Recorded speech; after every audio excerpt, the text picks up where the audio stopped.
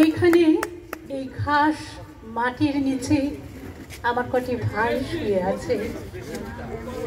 এইখানে এই ঘাস মাটির উপর আসতে পারে, খুব পুরো ব্যথা পাবে, ডুকরে কেঁদে উঠবে।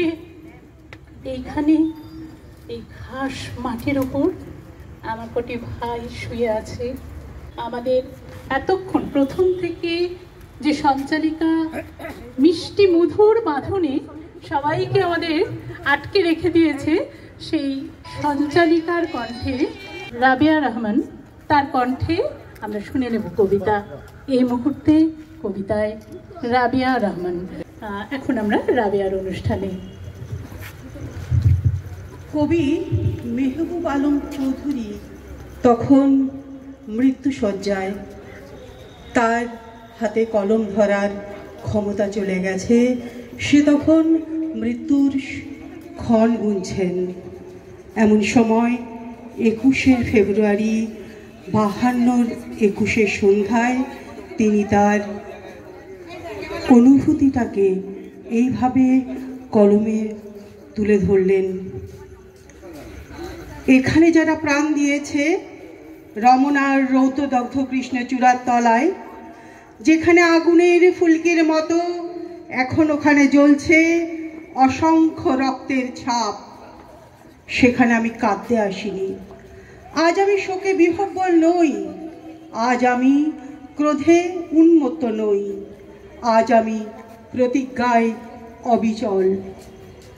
যে শিশু আর কোনোদিন তার পিতার কোলে ঝাঁপিয়ে পড়ার সুযোগ পাবে না, যে গৃহবধূ আর কোনোদিন তার স্বামীর প্রতীক্ষায় আঁচলে প্রদীপ ঢেকে দুয়ারে আর দাঁড়িয়ে থাকবে না, যে জননী খোকা এসেছে বলে উদ্দাম আনন্দে সন্তানকে আর বুকে জড়িয়ে ধরতে পারবে না, যে তরুণ মাটির কোলে লুটিয়ে পড়ার আগে বারবার একটি প্রিয়তমার ছবি চোখে আনার চেষ্টা করেছিল, সেই অসংখ্য ভাই বোনেদের নামে আমার হাজার বছরের ঐতিহ্যে লালিত যে ভাষায় আমি মাকে সম্বোধনে অভ্যস্ত, সেই ভাষা ও স্বদেশের নামে এখানে এই বিশ্ববিদ্যালয়ের উন্মুক্ত প্রাঙ্গণে আমি তাদের ফাঁসির দাবি নিয়ে এসেছি।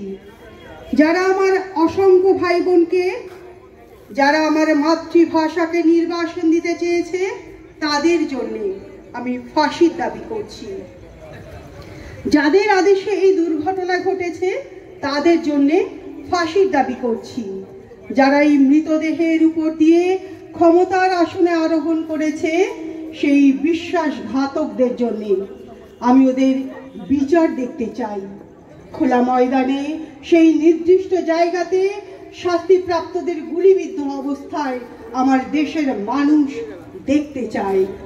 পাকিস্তানের প্রথম ছবি, সেই 40টি রত্ন, দেশের 40 জন সেরা ছেলে, মা বাবা বউ আর ছেলে নিয়ে এই পৃথিবীর কোলে এক একটি সংসার গড়ে তোলা যাদের স্বপ্ন ছিল, যাদের স্বপ্ন ছিল আইনস্টাইনের বৈজ্ঞানিক তত্ত্বকে আরো গভীরভাবে বিশ্লেষণ করা, যাদের স্বপ্ন ছিল আণবিক শক্তিকে কিভাবে মানুষের কাজে লাগানো যায়, শান্তির কাজে লাগানো যায়, তার সাধনা করার, যাদের স্বপ্ন ছিল রবীন্দ্রনাথের বাঁশিওয়ালার চেয়েও সুন্দর একটি কবিতা রচনা করার।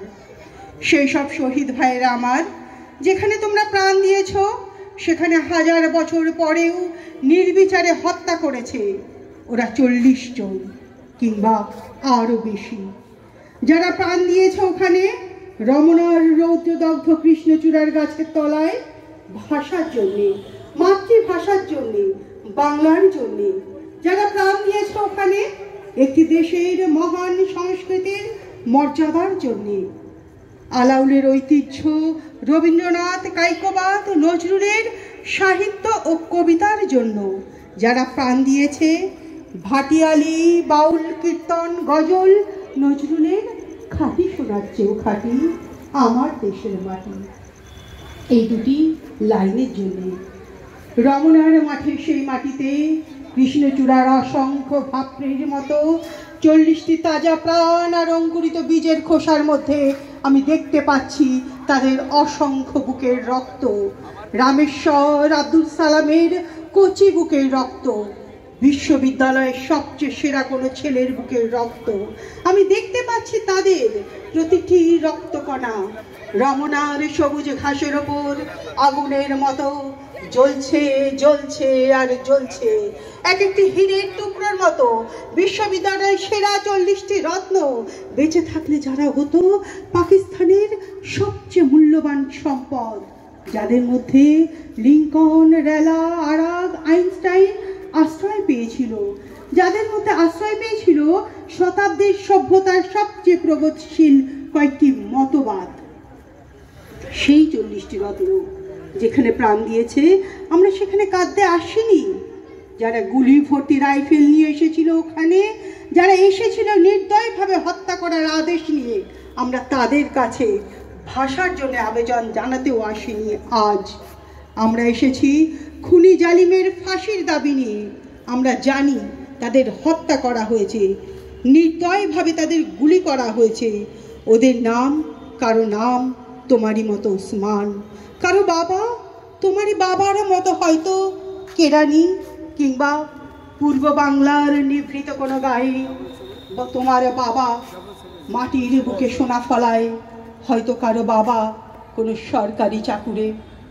তোমারই আমারই মতো যারা হয়তো আজকে বেঁচে থাকতে পারত, আমারই মতো তাদেরও কোনো একজনের হয়তো বিদায় দিন পর্যন্ত ধার্য হয়েছিল। তোমারই মতো তাদেরও কোনো একজনের হয়তো মায়ের সদ্যপ্রাপ্ত চিঠিখানা এসে পড়বার আশায় টেবিলে রেখে মিছিলে যোগ দিতে গিয়েছিল। এমন এক একটি মূর্তিমান স্বপ্নকে বুকে চেপে জালিমের গুলিতে যারা প্রাণ দিল, সেই সব মৃত্যুর নামে আমি ফাঁসির দাবি করছি। সেই মাটি থেকে তোমাদের রক্তাক্ত চিহ্ন মুছে দিতে পারবে না সভ্যতার কোনো পদক্ষেপ।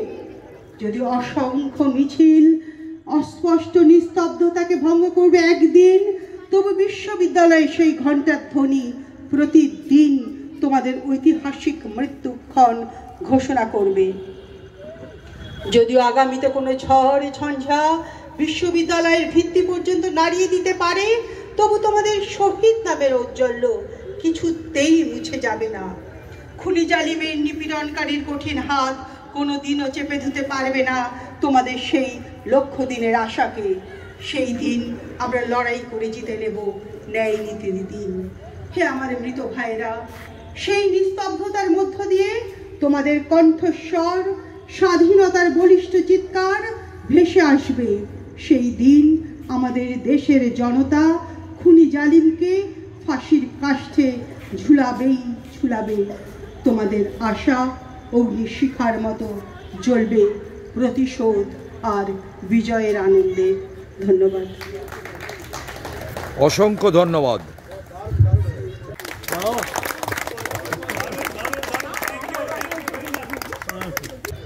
21শে ফেব্রুয়ারির কথা ওপার বাংলা থেকে এপার বাংলায় ছড়িয়ে পড়ার সঙ্গে সঙ্গে এপার বাংলার কবি বলেছিল, জননী বাংলা ভাষা এত রক্ত ছিল শরীরে।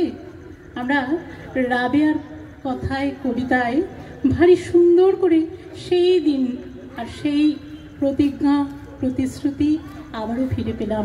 ধন্যবাদ রাবেয়াকে, ভারী সুন্দর উপস্থাপনা তোমার। তোমার ভবিষ্যৎ কবিতার জীবন আরো সুন্দর, আরো ভালো হোক।